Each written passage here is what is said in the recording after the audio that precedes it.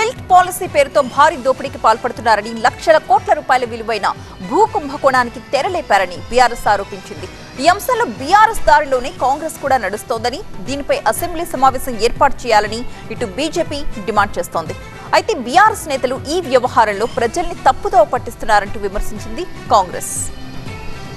హైదరాబాద్ లో ఉండే పరిశ్రమ వాళ్ళు వచ్చి అన్నయ్యగో మేము అపార్ట్మెంట్లు కట్టుకుంటాము, మాల్స్ కట్టుకుంటాము అంటే వాళ్లకు అడ్డికి పావు షేర్. రిజిస్ట్రేషన్ ధర 10,000 అయితే నువ్వు 3,000 కట్టు చాలు, నువ్వు కట్టుకోపోయేది కట్టుకో అని ఇలా రేవంత్ రెడ్డి గారు అంటున్నారు. నేను అంటున్నా, హైదరాబాద్ వరంగల్ లాంటి జాగల్లో, వరంగల్ లాంటి నగరాల్లో ఇవాళ పార్కుకు జాగలేదు, పార్కింగ్కు జాగలేదు, బొందలగడ్డకు జాగలేదు, ఇల్లు కడదామంటే జాగలేదు, వీటి వేటికి జాగలొద్దట. కానీ పారిశ్రామికవేత్తలు మాత్రం వాళ్ళు అడ్డికి పావు షేర్ కొనుక్కున్న, ఆనాడు తీసుకున్న భూములు, ప్రభుత్వం ఇచ్చిన భూములు వాళ్ళు ఇష్టం వచ్చినట్టు అమ్ముకుంటే మాత్రం రేవంత్ రెడ్డి గారు పచ్చ జెండా ఊపుతా ఉన్నాడు. దీనికి మూలమైనటువంటి ఆలోచన చేసింది గతంలో బీఆర్ఎస్ గత ముఖ్యమంత్రి ఉన్నటువంటి కేసీఆర్ గారు.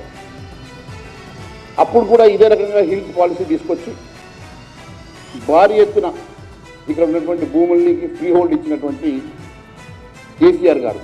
మొన్న శ్రీధర్ బాబు గారు అదే చెప్తా ఉన్నాం, గతంలో కేసీఆర్ చేయలేదని.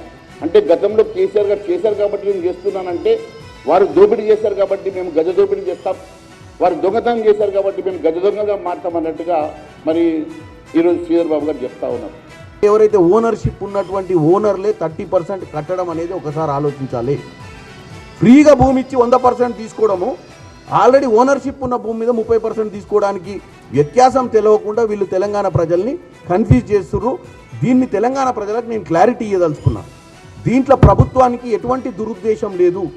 ముఖ్యమంత్రి రేవంత్ రెడ్డి గారు రింగ్ రోడ్ లోపల ఉన్నటువంటి ఇండస్ట్రియల్ కానీ ఏదన్నా డెవలప్మెంట్ కోసం అప్పుడు కొనుక్కున్నారు. ఇండస్ట్రియల్ క్యారిడార్స్లల్లో అప్పుడు హైదరాబాద్లో కూకట్పల్లి, ఇకపోతే ఈ చుట్టుపక్కల ఉన్నటువంటి చాలా వరకు ఏరియాస్లల్లో ల్యాండ్స్ చాలా ఇండస్ట్రియల్ క్యారిడార్స్లో కొనుక్కుర్రు. ఇప్పుడు ఇండస్ట్రీస్ అన్నీ కూడా అవుట్ సైడ్ సిటీకి ఓఆర్ఆర్ బయటికి వెళ్ళిపోవాల్సిన పరిస్థితి ఉంది. కాబట్టి వీటన్నిటికి కూడా మల్టీ జోన్లకు తీసుకురావాలని ఒక మంచి ఉద్దేశం